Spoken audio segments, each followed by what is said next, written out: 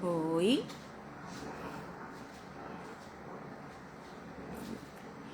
Hoje a gente vai falar de relação paterna e é uma relação que tem muito assunto, rende muito assunto, né? E eu fiz uma listinha aqui das prioridades desse tema. Tô vendo que vocês estão chegando e eu tô dando um tempinho pra gente começar porque todo o desenrolar do assunto tem um sentido e é legal que todo mundo acompanhe. Oi, Vitória, você tá aí? Que legal. Oi, Lu, obrigada, viu? Eu vou começar a gente falando assim. Para nascer um bebê, a gente precisa de um pai e de uma mãe, né? Geneticamente é impossível que a gente gere um filho sem um pai e sem uma mãe. E aí, quando a gente traz para o lado emocional, a gente gerou e a gente trouxe essa criança ao mundo. E quando a gente leva para o lado emocional, como é que isso desenvolve, muitas vezes a criança se desenvolve sem um dos dois, né? E assim, como é que fica? Se para eu ser formado eu precisei de um pai e de uma mãe, para eu me desenvolver, como é que é? Eu também preciso de um pai e de uma mãe, né? E como é que isso vai se desenrolando de uma maneira saudável? E aí, quando eu me refiro a pai, pai é quem cumpre essa função, não exatamente quem gerou. Lógico que na genética a gente precisa de um pai, só que muitas vezes a gente não é criado e a gente não cresce com a pessoa que geneticamente fez parte da nossa composição, né? Então, toda vez que eu me referir a pai, eu estou me referindo à pessoa que cumpre a função paterna. E o que é isso, né? O que é uma função paterna? Função paterna é aquele complemento da mãe. Mais pra frente eu falo da mãe, num outro momento eu falo da mãe, né? Porque é um desenvolvimento que se completa, pai e mãe. Mas na vida da gente, o que o pai representa? O pai representa segurança, né? De forma fundamental é a segurança que o pai representa. O pai representa as regras estabelecidas, né? A ordem que eu tenho que seguir. O pai representa compromisso. E o pai representa também força, segurança emocional e aquela sensação de que eu não estou só. Não é só o pai, é a mãe, mas fundamentalmente, quando eu falo proporcionalmente, essa proporção de regra, compromisso, segurança, isso é muito, muito maior para o pai, a sensação que o pai causa. Abre, por favor. A gente fechou por causa do barulho, né? Às vezes esse barulho externo acaba interferindo aqui na conversa da gente. Então é assim, quando a gente vai criando o nosso senso de realidade, a criança muito pequenininha, a criança ela vem isenta de tudo. Ela não sabe absolutamente nada. Lógico que tem alguns teóricos que falam do desenvolvimento ali intrauterino, da criança ainda na barriga da mãe. E desde esse momento o pai já é muito importante e a criança já vai sentindo o ambiente. A criança já vai sentindo e ouvindo a partir das 21 semanas lá, a criança já vai ouvindo e reconhecendo ali a voz do pai e a voz das pessoas que cercam ela. Então, desde este momento vai se criando um vínculo ali com o pai. E aí, quando a gente vai pensar neste vínculo pai e filho e como isso se desenvolve, a mãe passa por aquele período de gestação, em que o pai vai fazendo uma gestação emocional. Ele vai trabalhando a ideia de ser pai. Ele vai trabalhando, ele se apaixona pela ideia de ser pai, ele se apaixona pela ideia de ter uma pessoa ali que venha dele. Então, este amor de mãe, que ele é desenvolvido através da carne, né, do laço ali, que a mãe vai sentindo todo o desenvolvimento, do pai vai se desenvolvendo através da afetividade, através do toque, através desse companheirismo homem e mulher. E aí o que acontece? Depois que esse bebê nasce, é que essa história de amor começa de fato. Então este homem, ele vê esse bebê, ele toca nesse bebê, ele sente o cheiro desse bebê e aí o amor começa a acontecer. E aí começa toda uma história de vínculo e de relacionamento muito legal entre pai e filho. A princípio, essa relação é muito mãe, né? Porque o bebê depende muito do leite materno, do colinho, do toque, e o pai tá ali do lado. E aí nessa história freudiana, né, qual é o significado do pai? Por que o pai se faz tão importante, inclusive neste momento? Porque é o pai que vai mostrar para o filho que existe uma relação além da mãe e do filho, né? Porque essa relação é simbiótica, o filho acha que ele é parte da mãe, a mãe é parte dele, e nessa presença masculina, o filho vai entendendo que existe uma outra pessoa além dele e a mãe, e que essa pessoa também sugere amor, e que essa pessoa representa amor, e essa pessoa vai levar ele para se desenvolver diante do mundo, né? Então é ali que aquele laço começa a se estabelecer, e ele se solidifica ali na construção da criança depois de 1 ano e meio e 2, que ele começa a ter uma relação exclusiva com o pai. E aí a gente vai entendendo como que esse ambiente vai acontecendo para que a criança vai se sentindo segura tanto com a mãe quanto com o pai. E aí é onde começam aqueles pequenos problemas, né? Como é que vai se estabelecendo o vínculo entre a criança e o pai, e como é que a criança vai sentindo ali. O pai que é presente, né, que é amoroso, que é atuante, ele vai desenvolvendo no filho a sensação de segurança e de não estar só. Aquela sensação de que, nossa, eu posso contar, nossa, meu pai tá aqui. Para o filho, o pai é grandioso. Para o filho, o pai tem um poder muito grande. Isso eu estou falando da criança quando ela chega ao mundo. Tanto o pai quanto a mãe, eles estão num lugar muito acima, num lugar de superpoder. À medida que a gente vai crescendo, a gente vai percebendo que os nossos pais não têm um superpoder assim, né? E a gente começa a questionar alguns comportamentos do pai e comportamentos da mãe. Mas tudo que o pai vai passando, que o pai vai mostrando, que o pai vai sendo, para a criança aquilo é uma verdade. É como se a minha vida fosse isso, é o que é mostrado pelo meu pai e pela minha mãe. Não o que eles falam, mas o que eles fazem. Então, tudo que a gente vai fazendo ao lado de uma criança, a gente vai mostrando para elas se elas são importantes ou não, se elas são amadas ou não. E nisso entra também o quê? A maneira que o pai trata a mãe. Então, a criança vai observando ali, né? Tanto o menino quanto a menina. Depois eu vou explicando os efeitos na menina e os efeitos no menino. Mas tanto para o menino quanto para a menina, ele vai olhando o quê? Como meu pai me trata, como meu pai trata a minha mãe, como meu pai trata as outras pessoas. E ele vai fazendo uma referência de quem é este pai e de como que eu vou ser, né, de como ele vai se colocar no mundo diante dessas informações que ele vai pegando ali. Então, quando o pai maltrata a mãe, por exemplo, gera na menina uma sensação de agressão também. No menino pode gerar uma sensação de agressão, mas gera também uma sensação de revolta. Por quê? Porque o menino se identifica com este pai. O menino ele vai se transformando o homem, copiando este homem. Ele vai pegando o pai como referência para ser um homem, né? E a menina, para a menina, o pai é uma referência de amor. Então, a maneira que o pai trata ela é a maneira que ela vai entendendo como que funciona o amor, né? Então, assim, o menino modela, a menina se sente amada ou não através dessa relação. E o que a gente precisa dar muita importância é a maneira que o pai trata esta mãe. E vice-versa, tá? É que agora eu vou dar mais ênfase ao pai. Então, se o pai trata a mãe com amor, o menino entende, é assim que se trata uma mulher. E a menina entende que, nossa, minha mãe é amada, consequentemente eu também sou amada.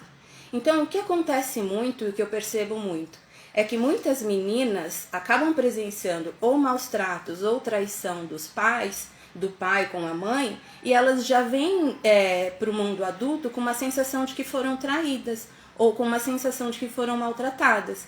E esses maus tratos, eles não foram para ela, eles foram para alguém que ela ama muito. Então é como se fosse para ela, porque as crianças se sentem parte do pai e da mãe, até porque são mesmo, são partes, né? Então, isso envolve muito a maneira que o pai se relaciona com a mãe, a maneira que o pai se relaciona com a filha. E uma coisa que acontece hoje é que às vezes, né, a gente tem o desejo de que, eu quero que a minha filha se respeite, eu quero que a minha filha dê valor, que ela se relacione com alguém legal. Só que para essa menina se relacionar com alguém legal, este pai tem que ter sido muito legal. Porque este pai é o modelo de amor, é a régua dela. Então, um pai que trata a filha como uma pessoa especial que trata a filha como princesa. E a mãe também, se não for com amor, pelo menos com respeito, esse tratamento com amor, com a mãe, porque vai haver essa comparação. Então a menina que é muito bem tratada por seu pai, ela não vai aceitar menos do que isso num relacionamento. Essa vai ser a régua para ela. A régua para ela é o quê? Ou é igual ao meu pai, ou faça melhor do que isso. E aí o que acontece muito, né? As meninas vêm machucadas de uma relação da qual elas não faziam parte. Elas vêm machucadas porque ou a mãe foi abandonada, ou a mãe foi traída, a mãe foi enganada, ou teve muita briga, e a menina acaba acolhendo aquilo como se fosse com ela. Então, quando ela começa a se relacionar, e aí de repente alguém é um pouco melhor do que este pai, ela já aceita como uma vitória, porque, nossa, ele já não faz tal coisa que meu pai fazia. Isso, muitas vezes, inconscientemente. Então, ela acha que tá com um cara legal, ou ela se apaixona por aquele cara, porque ele é um pouco melhor do que aquilo que ela viu do pai. Então, isso que marca muito, né? Então, se tiver algum pai assistindo aqui, se tiver algum pai, me manda um pai aí pra eu saber se tem pai. Se tiver algum pai, em especial de menina, mas eu vou te falar de menino também, para sua filha ter bons relacionamentos, você precisa mostrar para ela o que é um bom relacionamento. E não é mostrar falando, é mostrar fazendo. É tratar ela com respeito, é tratar ela com gentileza, é tratar essa menina com muito amor. E aí quando ela for pro mundo se relacionar, ela não vai querer menos que isso. Porque isso para ela é a verdade dela. Isso para ela é o mínimo, isso para ela é o que é. E isso acontece com as meninas que tiveram muitas falhas no relacionamento com o pai, né? E às vezes o pai é assim com a mãe, mas muitas vezes é com a menina. E não por querer, né? Bastante, os pais trabalham, os pais ficam fora e é muita ausência. E de repente quando chega em casa o ambiente é hostil, o ambiente é difícil. E nisso a menina e o menino vão construindo uma visão ali de como se relaciona. Então, tanto o menino quanto a menina, eles têm como modelo dos pais, o relacionamento dos pais como modelo. Então, se é ruim, se separaram, se amam, se estão juntos, é um modelo. É um modelo a ser seguido ou não. Muitos podem optar por não seguir. Aconteceu isso com meus pais, eu não quero isso pra mim. Optou por não seguir, muito bem, seguiu a escolha, mas isso não quer dizer que não vá afetar. Em algum momento pode ser que isso afete, né? Às vezes a pessoa casa por uma vida inteira e porque os pais não ficaram juntos e ele quer isso e de repente ele mesmo ou ela mesma sabota o relacionamento e não dá sequência. Por quê? Porque há um histórico de um relacionamento destrutivo ali atrás, né? De um relacionamento de pai e mãe. E aí já com os meninos, o que acontece? Esse homem é o que vai me mostrar o que é ser homem. Então o que eu vou observar? As coisas que ele me fala e as coisas que ele faz. Como ele me trata e como ele trata os outros. Tudo isso eu vou observando. E os meninos vão seguindo o modelo. Quando o pai maltrata a mãe, o menino sente duas coisas, né? Uma, a revolta, e outra, uma sensação de impotência.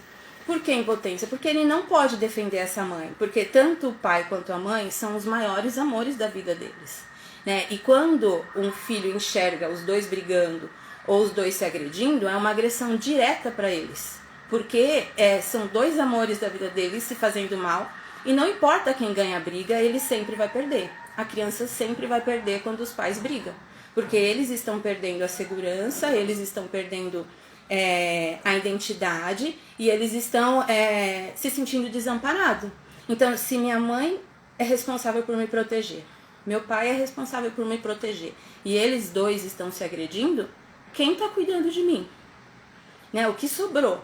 E aí, o pior de tudo, a criança maiorzinha, às vezes ela tenta interferir, ela pega uma responsabilidade que não é dela. Ela tenta acalmar os dois, ela tenta conversar e tá tudo distorcido, né? Porque para ela fazer isso, ela sai do lugar de filha para ir para um lugar de um responsável, né? Então tudo isso está sendo interferido. Eu sei que pai e mãe se misturam, né? Então para eu falar de pai, eu vou precisar envolver as mães, né?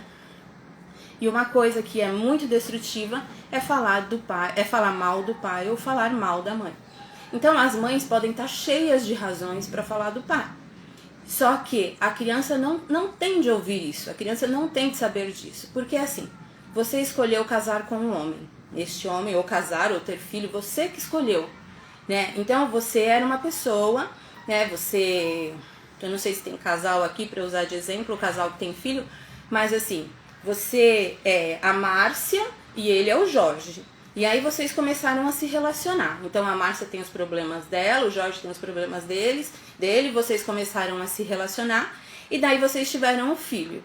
Só que para este filho não é mais a Márcia, não é mais o Jorge, é meu pai e minha mãe. E aí, quem tá cheio de defeito? O Jorge. Quem tá cheio de defeito? A Márcia. Não o pai e a mãe dele. Né? E aí o pai e a mãe dele, todo a fala destrutiva que você joga atinge diretamente essa criança. Então, para a criança, você não está falando só do pai, você está falando parte de mim. Você está falando da minha referência, você está falando... você está destruindo uma parte que me completa. Então é assim, mas eu não vou falar dos defeitos? Não. Porque se você precisa falar é porque a criança ainda é pequena. A criança mais velha, ela vai perceber sozinha e já vai ser uma dor muito grande perceber isso. Então, quando a gente fala do pai ou quando a gente fala da mãe, a gente antecipa uma dor para uma fase ainda muito imatura. Então, quando ele chegar depois dos 12 anos, que a criança começa a perceber quem é quem, ela já vai sofrer muito. Então, você não precisa fazer isso antes, né? Como forma de ter aquela criança do seu lado. A criança não tem lado. A criança precisa de um pai e de uma mãe e ponto. Chegou alguma pergunta? Chegou uma pergunta no começo e tem um casal aqui, uma moça que falou que tem ela e o marido delas tem filho, chama Cartice. E também tem a pergunta da Liliane: quando a mãe não permite que o pai faça essa função paterna? A Liliane perguntou quando a mãe não permite que o pai faça essa função paterna. Independente dos motivos, ela está tirando do filho um direito. Ela está tirando do filho o direito de ter contato com o pai. Você pode ter mesmo as justificativas e as suas razões para que ele não conviva. Mas é aquilo, a criança precisa identificar no momento certo de identificar. Porque você está afastando ela do herói dela, você está afastando ela daquela pessoa que ela tem muito desejo de estar perto, de se sentir segura, de se sentir amada. Eu entendo que na vida da criança, a gente vai percebendo que, nossa, ele fala que vai e não vai, ele fala que vai dar pensão e não dá. E aí você vai vendo alguns danos que o comportamento do pai vai causando. O problema é que para poupar a criança desses danos, você causa outro. Então, a criança, o que a gente precisa entender? Para a criança, a mãe é 50%, o pai é 50%. Por melhor que um dos dois seja, sabe? Por melhor que a gente dê estrutura como mãe, ou por melhor que a gente dê estrutura como pai, um não substitui o outro. E a gente precisa respeitar a história que a gente favoreceu que essa criança tivesse. Porque, por que a gente favoreceu? Porque a gente que teve um filho com essa outra pessoa, por mais problemática que ela teve, a gente favoreceu, aí de repente a gente quer reparar, mas a criança vai ter que lidar com a verdade do que é a mãe dela. Ela vai ter que lidar com a verdade do que é o pai dela. E no tempo certo. Então, à medida que ela vai crescendo e as decepções vão acontecendo, ela já está sofrendo. Mas quando a gente recolhe e a gente proíbe, a gente causa mais um sofrimento, tentando poupar a criança do sofrimento. E o não falar do pai e da mãe, eu também, não é nem falar, nem elogiar, nem fingir, nem nada. É deixar as coisas acontecerem. Né? E favorecer que a criança vai estabelecendo essa relação dentro do que ela pode. Porque a gente já houve a escolha com alguém problemático, por exemplo. Não há o que fazer a não ser permitir que a criança, no tempo certo, conheça quem é o pai, conheça quem é a mãe. Não antecipar, não querer preservar, porque uma hora isso vai acontecer e essas frustrações que a criança vai vivendo faz parte do pai que ela tem, faz parte da mãe que ela tem. Tem mais algum? Não? Então, e aí, peraí. Quando a gente pensa em tudo que um pai tem para oferecer para um filho, todas as obrigações que tem o pai, a gente precisa lembrar daquilo, né, da Márcia e do Jorge. Então, assim, esse Jorge se relacionou com a Márcia e ele teve um filho. E agora, este filho precisa que ele seja a segurança, precisa que ele seja a referência, precisa que ele seja uma pessoa honesta, um bom exemplo. E aí, como que este homem vai fazer para corresponder a tudo isso? como é que este homem vai ser aquilo que um filho deseja? Porque todo mundo que está aqui é filho de alguém e todo mundo teve um desejo de ter um pai. Teve um desejo de ter um pai, ou que o pai fosse mais isso ou mais aquilo, ou tá feliz com o pai que teve, mas todo mundo teve aquele negócio do que é certo ser pai, do que eu queria do meu pai e o que de fato o meu pai me dá. Né? A gente tem muito disso. Né? Então, quando a gente amadurece, a gente cresce um pouco, a gente precisa entender exatamente isso. Essa pessoa que eu chamo de pai é um homem, né? É um homem que teve um filho. E isso não fez dele um super-homem. E às vezes a gente se decepciona muito por isso. Porque para o filho, o pai é um super-homem. Para uma filha, o pai é o amor da vida dela. E aí esse amor pode ser correspondido ou não, esse amor pode ser distorcido ou não.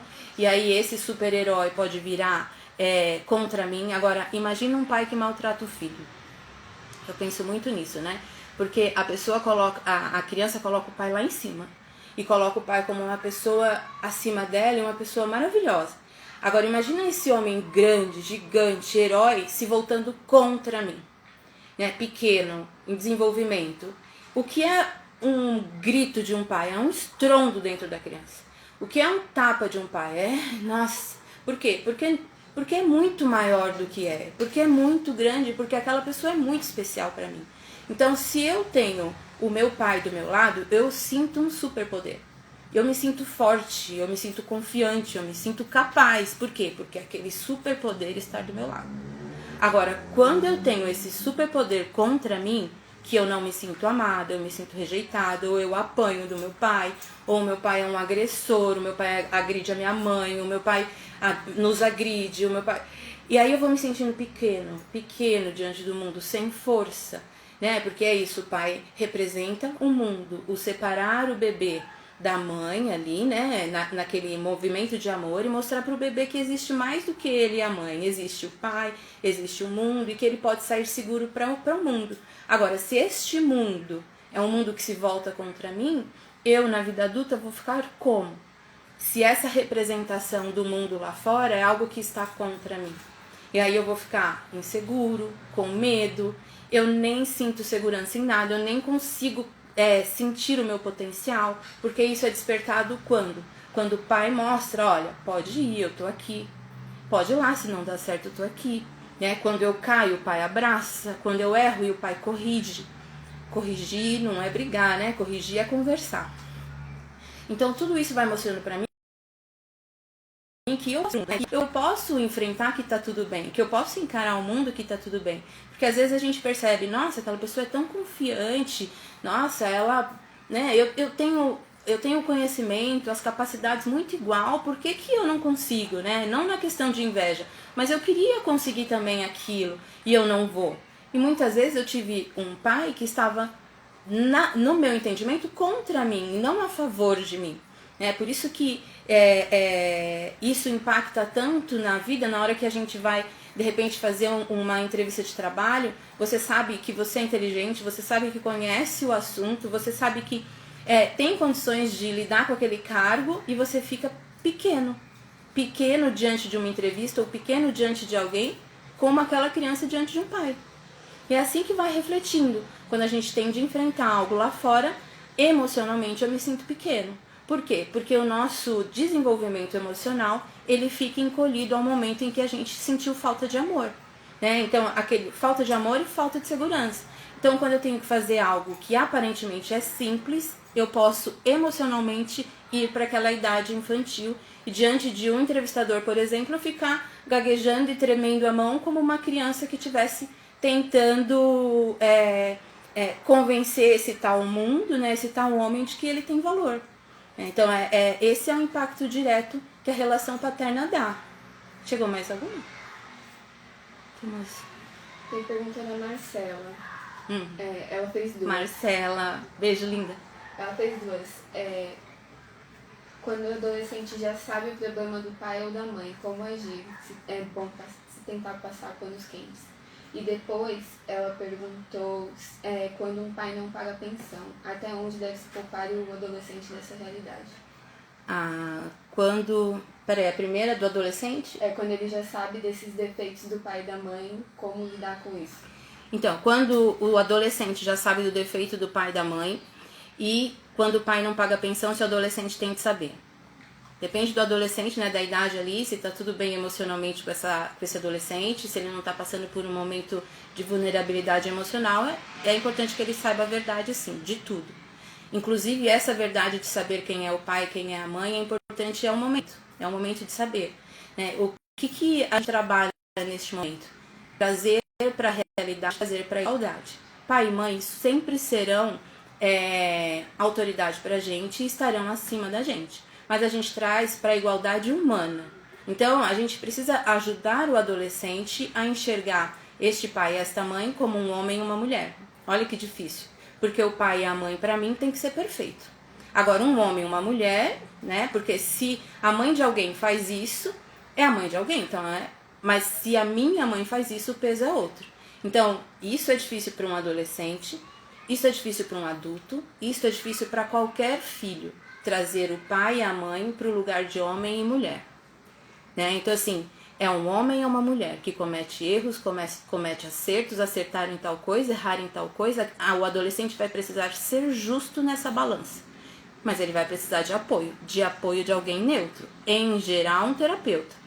Né? Agora, se não for um terapeuta, uma pessoa da família que tenha coerência para não piorar a situação ali, para a criança, o adolescente, o adulto começar a entender a situação de uma forma neutra e justa. Então, meu pai é fulano, meu pai é o Jorge. Quem era o Jorge antes de eu nascer? O Jorge era isso, era isso, era isso, era isso. Quem era a Márcia antes de eu nascer? Era isso, era isso, era isso, era isso. Então, eles não fazem isso para mim, para me machucar. Eles fazem isso porque eles já eram isso. Então, acho que isso é muito difícil. Isso é crescer, é entender o que o pai já era e o que o pai faz para me machucar. É muito difícil você achar um pai que faz aquilo para o filho com a intenção de machucar. O pai faz coisas para o filho por ignorância, por desconhecimento, porque está fazendo o que fizeram com ele. Agora, acordar e falar, ai, que vontade de machucar meu filho, muito raro. Não vou dizer que não existe, porque eu não sei, mas assim, muito difícil a pessoa ter um filho e ter a intenção de fazer mal para aquele filho. Então, ele traz um desconhecimento, ele traz uma ignorância, ele traz uma vida, ele é resultado de um ambiente, ele também teve um pai, ele teve uma mãe. Então, o que é interessante é isso, é entender o que foi dado para ele. Porque, assim, pra gente saber, pra gente entender se a gente tem um bom pai, ou se o nosso pai tá sendo um pai legal pra gente, não é a gente olhar entre o que eu gostaria e o que ele me dá. Porque isso é confortável. O que eu queria de um pai e quanto ele me dá? Ele me dá 70%. É um pai legal. Não é assim. Né? A gente vê se um pai tá sendo legal pra gente quando a gente vê o que ele teve e o que ele faz por mim. Então, o que o pai teve, que vida ele teve, se o que ele oferece para mim é mais do que o pai dele deu para ele, a família dele deu para ele. Aí eu posso dizer se ele faz o melhor dele. Então, a gente pode pegar um exemplo grosseiro. Então, o pai foi criado numa família que tudo que ele fazia era surra. Tudo era surra, tudo era surra, tudo apanhava, era castigo, era joelho no milho. E, de repente, ele cria a família dele e ele, eventualmente, bate no filho. Com força, né? Machuca. E aí, quando faz um comparativo do que ele teve para o que ele está oferecendo para o filho, não está certo, mas é mais do que ele teve, é melhor do que o que ele teve. E às vezes na cabeça dele, para ele já está sendo para o filho melhor do que o que deram para ele. Então na cabeça dele está tudo certo. Alguém precisa falar que mesmo ele dando o melhor, tem coisas que podem ser melhoradas. Mas ele precisa de ajuda para isso. Por quê? Porque apanhar todos os dias era uma verdade. Apanhar por qualquer erro era uma verdade. E aí ele contestou essa verdade e melhorou para um filho. E aí ele bate no filho quando ele acha o assunto muito grave. Quando o momento é um momento diferenciado. Então ele acha que ele já é melhor. Por quê? Porque ele não faz aquilo que fazia. E alguém precisa dizer para ele que sim, você faz melhor. Mas para o seu filho pode ser melhor ainda. Você pode não bater, você pode conversar. Mas tudo isso precisa de ajuda. Né? Então assim, o que a gente precisa entender nessa dinâmica pai-mãe é que quanto mais o pai e a mãe derem a mão para acertar com os filhos, melhor o resultado dentro dessa criança. Quanto mais o pai e a mãe se agridem, mais é destruído a identidade da criança. Tem mais algum? Sim, tem uma pergunta do Felipe. Ele falou, e quando o filho descobre que seu pai de registro não é biológico e ele não teve contato com nenhum dos dois? Caramba, Felipe. O Felipe está falando que quando uma pessoa descobre que o seu pai de registro não é o pai biológico e ele não teve contato com nenhum dos dois. Aí eu te pergunto, Felipe, alguém cumpriu essa função? Teve alguém que cumpriu essa função? Um padrasto, um tio, um avô? Você responde aí pra mim pra eu poder dar sequência. Cadê? Deixa eu ver aqui. Acho que é isso. Tá, ele respondeu? Sim, tá falando dele.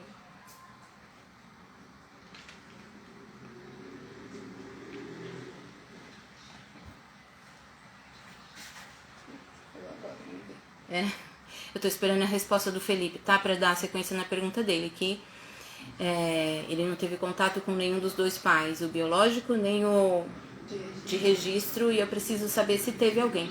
Mas se não tivesse ninguém ali, se realmente ele crescesse só com uma mãe ou com uma avó, com alguém assim, ele ia ter registrado aí uma rejeição, dupla rejeição ou uma rejeição muito forte. E a questão da perda da identidade. Agora, se ele tiver alguém, a gente precisa entender quem é este alguém e como este alguém supriu esse vazio aí dentro dele. Porque isso é muito importante. Se eu não tenho meu pai presente, de qualquer forma, isso para a mãe, né? De qualquer forma, o menino vai precisar de uma identidade masculina para se tornar homem. E a menina, ela vai precisar dessa troca afetiva também, afetiva, gostosa, de criança ingênua, para ela também entender o que é um relacionamento para ela. Ele falou sim, é mãe. A mãe. O Felipe disse que é a mãe, né? Então é aquilo que eu falei no início. A mãe, por melhor que a mãe seja, a mãe não substitui o pai. Então, o que acontece? Às vezes, esse 50%, né? Cada um é 50%. Esse 50% é sólido, porque a mãe dá uma estrutura emocional e acaba dando uma estrutura de segurança também. É sólido. Então, ela pode minimizar os danos, mas os danos continuam lá. Por quê? Porque o menino, ele precisa dessa referência para ele fazer uma identificação, para ele poder... Ele disse que tem padrasto também. E essa relação com ele é boa? Ele vai fazer terapia, né? Mas é que ajuda a gente, né, a entender um pouco de como que afeta essa falta ou essa presença aí do pai, o quanto que uma relação saudável com o pai faz bem pra gente. A mãe, né? Acabou? Tá falando, né? E aí eu vou aproveitar e falar com os pais que estão aqui, né? A questão da autoridade e a questão do que é importante você passar. Porque se tem um pai aqui, é um pai que quer fazer, quer acertar, né? Então, assim, o que é interessante? O pai é a autoridade. A autoridade com amor, né? Não é uma autoridade de superioridade. Sim, o pai é superior. E eu vou te falar uma coisa, por mais que a gente faça melhor do que os nossos pais, a gente está sendo um ser humano melhor, mas a gente não é superior a quem nos deu a vida. Então, às vezes, quando a gente se acha superior por saber um pouco mais que o pai, por ter a mãe, por ter aprendido alguma coisa, a gente está na arrogância e a gente está também meio que desprezando as nossas raízes. Então, a gente é melhor porque a gente aprendeu coisas, a gente faz diferente, mas a gente não é superior. Isso daí é uma arrogância imaginária, né? É uma arrogância infantil de querer ser melhor do que alguém e que você pode acabar projetando isso no seu relacionamento também, transformar seu relacionamento numa disputa. Tanto o homem quanto a mulher, e um relacionamento no trabalho também fica lá disputando. Pai e mãe é superior, sim, eles nos deram a vida, eles nos deram condições de sobrevivência, mesmo que distorcido, eles favoreceram que a gente estivesse aqui, se tornasse uma pessoa questionadora, uma pessoa que fica aí observando. No mínimo a gente precisa de alguém que faça isso, senão a gente não existe, mesmo que seja a mãe ali, existe a doação da vida, né? Então, assim, respeitar essa questão de hierarquia, né? Nossos pais são superiores. A gente pode se transformar em pessoas melhores porque a gente vai ter mais conhecimento. faltou conhecimento para eles serem melhores, faltou saber coisas para que eles fossem melhores. Se a gente tem a oportunidade de saber mais e fazer melhor para os nossos filhos, a gente só tem a agradecer e usar isso a nosso favor, e não usar isso para se sentir superior aos pais, que isso é infantilidade. Então, quando o pai está lá com o filho e tudo, usar essa autoridade de maneira positiva, uma autoridade para direcionar, uma autoridade para acolher, uma autoridade para aconselhar. Então não adianta querer dar bronca nos filhos, independente da idade, em especial os pequenos, né? Porque depois vai crescendo e vai ficando mais difícil. Mas você falar, porque eu sou seu pai, por que não? Porque eu não quero, tira a mão daí, ou não faça isso. Isso daí é uma autoridade vazia, né? É uma autoridade que não agrega valor na vida do filho. Qual é a autoridade que agrega valor na vida do filho? Né? Porque isso é assim, você quer um filho obediente ou você quer um filho consciente? O filho obediente, ele vai ter medo e vai obedecer. Só que ele vai ter medo de você, aí ele vai ter medo do chefe, ele vai ter medo da namorada, ele vai ter medo de tudo, né? Então assim, ele vai te obedecer, mas ele vai ficar uma pessoa mais submissa, uma pessoa mais encolhida. Ah, como é obediente meu filho? Quão castrado esse filho não é? Quão reprimido esse filho não é para ser tão obediente assim? Porque a natureza da gente é explorar, a natureza da gente é conhecer, a natureza da gente é questionar. Então, quando a gente se fica tão obediente assim, alguma coisa foi tirado da gente. E aí você pode usar a sua autoridade para tornar seu filho consciente. Então, é um não justificado. Não porque isso vai te machucar, não porque você não tem idade para isso, e você não estando na idade para isso pode causar danos emocionais, físicos. A responsabilidade ainda é minha, você precisa desenvolver algum senso de responsabilidade, de cuidado próprio. Não, porque se você fizer tal coisa pode prejudicar a sua saúde. Sempre explicando, porque você forma um adulto consciente, né? Uma criança e um ser humano consciente e autorresponsável, que é o que falta muito. Né? Então, quando ele tiver adulto, ele não vai ficar com medo das pessoas, mas ele vai saber se justificar. E ele vai fazer escolhas mais conscientes, né? Através dessa consciência que você desenvolveu ao longo do crescimento e ao longo do tempo em que ele foi solicitando você para te orientar de alguma coisa. Ele vai aprendendo a fazer as questões dele, devo ou não fazer tal coisa? E ele vai fazer todo esse pensamento que o pai fez, né? Que o pai despertou nele. Não, eu não posso fazer tal coisa porque eu vou cair e vou me machucar. Ah, eu não posso fazer tal coisa, vai prejudicar minha saúde. Então, enquanto adulto, ele vai fazer a mesma coisa. Devo ou não fazer isso? Né? Se eu fizer, quais são as consequências disso? Então, é um adulto que começa a se preocupar com as consequências e se ele dá conta das consequências ou não. Então, isso que é muito interessante, né? Que é você dar ao seu filho esta autoridade de apoio, autoridade de carinho, de responsabilidade para acolher ele. Quanto tempo nós estamos? 40 minutos. Tá. Essa responsabilidade que mostra para ele que este ser grandioso, esse meu herói, ele está do meu lado. E quando ele diz não para mim, ele diz para me proteger, ele diz para me orientar. E não porque ele é maior e porque ele não quer. Né? Então acho que isso é muito bacana nos pais. Quando tem esse negócio de dividir com a criança as consequências daquilo que ela está querendo fazer e não pode. Né? As consequências de por que eu devo ir por ali, porque tudo que eu vou vivendo com meus pais é o que vai sobrar para mim quando eu estiver sozinha ou quando eu estiver grande. Né? E sozinha não precisa sem ser os pais aqui, né? Mas na vida adulta, no trabalho, no relacionamento, desenvolver essa autorresponsabilidade que tá faltando bastante. E aí eu falei agora um pouquinho com os pais e vou falar um pouquinho com os filhos, né? Filhos somos todos nós, né? Então, assim, a gente precisa mesmo vir para essa realidade para a gente não ser injusto. A gente precisa ser justo. Quando eu falo em fazer análise do que o nosso pai viveu, é uma questão de justiça, né? Porque eu vejo muitas pessoas que excluem o pai da vida, afetivamente, de contato, de tudo, porque os pais não são como eles gostariam, ou o pai deixa a desejar. Então, qual é a justiça? Né? É entender quem essa pessoa era antes de mim. Se o que ela está fazendo não é simplesmente o que ela é, por ela ser resultado também de um ambiente. Ah, mas é pai, ele não deveria nada. Sabe, ele não te deve nada no sentido assim de se transformar numa outra pessoa porque agora ele tem filho. Tem pessoas que sim, né, vai se desenvolvendo, mas ela não se transforma numa outra pessoa. O pai não deve ser aquilo que você deseja, né, porque isso é um sonho ilusório.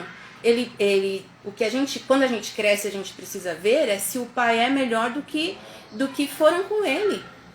Se o que a vida deu para ele é menos do que ele tem dado para você. Isso é justiça. Então, assim, muitas vezes a gente não odeia o pai. A gente odeia o fato dele não ser o que a gente quer. E o fato dele não ser o que a gente quer, não necessariamente é um problema dele. Né? Porque às vezes a gente quer muito. Nesse lugar de filho, que a gente nasce ali, sendo exclusividade, querendo todas as atenções, a gente acha que tem o direito de ter o pai como eu gostaria. Né? E aí, entre o que eu gostaria e o que o pai consegue ser, eu não posso punir o meu pai por não conseguir ser. Né? E às vezes não conseguir ser por quê? Porque faltou estrutura, porque falta conhecimento, porque há uma limitação, e não necessariamente é um defeito deste homem. É isso que a gente precisa ver bem a diferença, né? O quanto meu pai causou danos em mim, porque ele era ruim, ou porque ele era negligente, ou os danos que ele causou em mim era só ele sendo ele. Era ele sendo o que ele sempre foi, com o que ele teve, com o que foi ensinado para ele, com o pai que batia nele ou com o pai que não apareceu nele. Isso é amadurecer. Amadurecer é ver a situação pelos olhos da justiça, do real. E daí ter uma análise do pai, né? Porque às vezes a gente está lá punindo um pai por ele não corresponder a um desejo da qual ele não vai conseguir. E aí o que acontece? Você vai se relacionar e vai fazer a mesma coisa com o seu marido, vai fazer a mesma coisa com sua esposa. No caso do homem, ele reflete muito isso na relação afetiva com a mãe, né? E a menina com o pai. Então, ali, à medida que o pai completa a menina e ela se sente amada, ela vai mais segura para um relacionamento amoroso. E também tem esse negócio de, meu pai até me supre, mas falta isso, falta isso, falta isso. E aí nisso que me falta, eu saio pelo mundo buscando isso em alguém. E parece que a pessoa está devendo alguma coisa, né? A pessoa está devendo por quê? Porque você já sente como uma dívida seu pai não ter feito. E à medida que eu cresço e eu entendo que por mais que eu deseje aquilo, o meu pai não ia mesmo fazer, meu pai não ia ter condições, né? Às vezes é um carinho, o pai demonstra que ama pagando as contas, pagando a faculdade, o pai demonstra que ama não deixando faltar as coisas. Para ele foi assim que ele aprendeu que se demonstra amor, cuidando nesse sentido. Às vezes você tem um pai super carinhoso e que não paga a pensão, né? Então assim, aí ele te dá carinho, dá afeto, está demonstrando amor assim, mas ele não supre a necessidade básica. Então, entender como é que ele está demonstrando amor e, à medida que a gente cresce, é começar a ajudar também. Filho é sopro de vida, filho é sopro de conhecimento. A gente pode, sim, com o nosso conhecimento, ir mostrando que dá para fazer melhor, que o pai pode fazer melhor. É uma troca, né? O pai traz aquela autoridade, aquela sabedoria, né? Aquela coisa de dar conselhos, mas a gente também pode mostrar que pode ser melhor e não na revolta. Às vezes é na conversa, às vezes mostrando para ele que tem maneiras melhores de fazer aquilo. Mais algum? Não, só não quero umas pessoas te mandarem um oi, a Natália, irmã da Amanda. Obrigada, gente. Obrigada. E aí, se tiver mais alguma pergunta, pode fazer.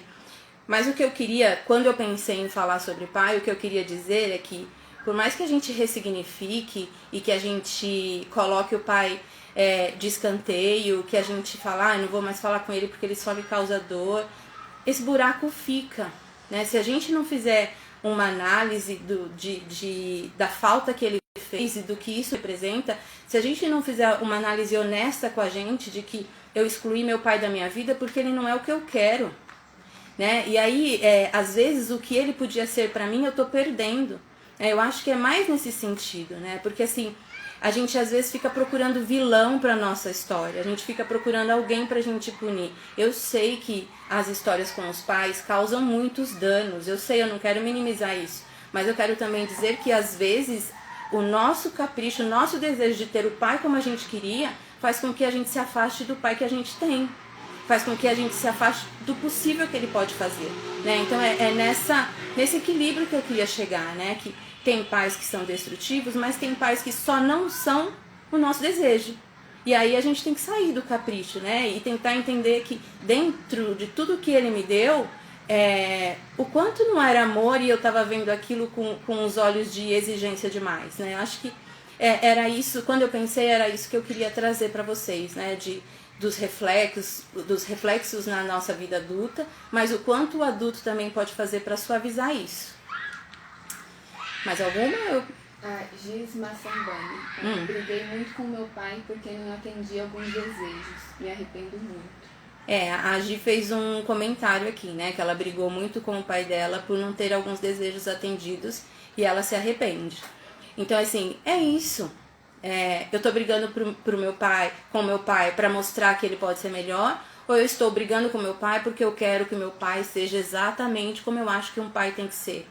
Então, assim, ninguém neste mundo tem que ser o que a gente acha que deve ser, né? Eu tenho filhos e eles não têm que ser o que eu gostaria que um filho fosse. Eles têm que ser gente, eles têm que ser felizes, né? E assim, é a mesma coisa com a minha mãe, é a mesma coisa com o pai de vocês. Então, assim, ninguém tem que vir aqui ser o que eu quero. Mas dentro do que eles são, o que eu posso tirar um proveito positivo e afetivo disso? Né? Como que eu posso fazer fluir a relação com o meu pai dentro do que ele é capaz de dar? Porque rejeitar, excluir, fingir que não existe, pode te proteger de algumas coisas, mas não te amadurece. Porque amadurecer é compreender as limitações do outro. Gente, eu vou encerrar, tá? Por aqui tem uma pergunta da Tem uma Liliane. Pergunta. Quem? Liliane. Como consertar no caso de não conseguir ser um profissional de sucesso? Consertar a vida dela? Porque é aquela parte do pai ser a sua visão do mundo. Como consertar quando você não consegue ter sucesso profissional, né? Tem uma falha aí. Então, acho que fazer essa análise aí de quando criança, esse mundo, pai, o que esse mundo era pra você e de que forma ele te afetou, trazer pra consciência, e daí você, quando tiver no seu profissional, também trabalhar algumas crenças, né? Porque essa relação com o pai desenvolve algumas crenças na gente. Também trabalhar algumas crenças e tentar entender, tentar trazer que, assim, o que o meu pai não pôde fazer pra mim, eu vou fazer. O que ele não foi pra mim, eu vou ser. Isso é com a mãe também. Então, assim, só que eu só vou saber e ser se eu for lá atrás e identificar. Então, eu tenho que identificar que meu pai gritava comigo. E se um chefe grita comigo, eu paraliso. Eu tenho que identificar que ele não me incentivava. Então, quando eu tô lá desenvolvendo um trabalho, eu paro de me incentivar também. Eu começo e não concluo. Então, identificar para você fazer por você o que você imagina que é certo fazer para um filho. E aí você começa a fazer. Você vai ser para você o que ele não foi, o que ele não teve condições de ser. A Liliane explicou que ela não teve muito contato, mesmo morando na mesma casa, porque a mãe dela não permitia. Ela fala mal do pai e dizia para amar somente ela.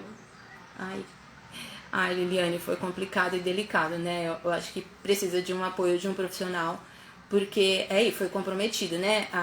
A Yasmin leu pra mim, ela não teve muito contato com o pai, apesar do pai estar na mesma casa, e ficava próxima da mãe, e a mãe falava pra ela amar somente ela. Então, ela teve a identidade comprometida, ela teve muita fragilidade nisso, porque quem representa força, segurança, estava afastada dela. Então, isso tá frágil, né? Então, é exatamente isso que você vai precisar desenvolver, né? Eu acho que essa consciência do desenho da situação e você desenvolver essa segurança. Eu sei que não é fácil. Terapia é legal, ou conversar com alguém que esteja um pouco mais esclarecido com você para desenvolver esse lado profissional e você mesmo pensar o que eu diria a um filho, né? Como eu incentivaria um filho e passar a fazer isso com você. Se meu filho tivesse um projeto legal, com capacidade, o que eu diria a ele? E você vai precisar dizer isso para você e ser esse motivador para você. Acabou?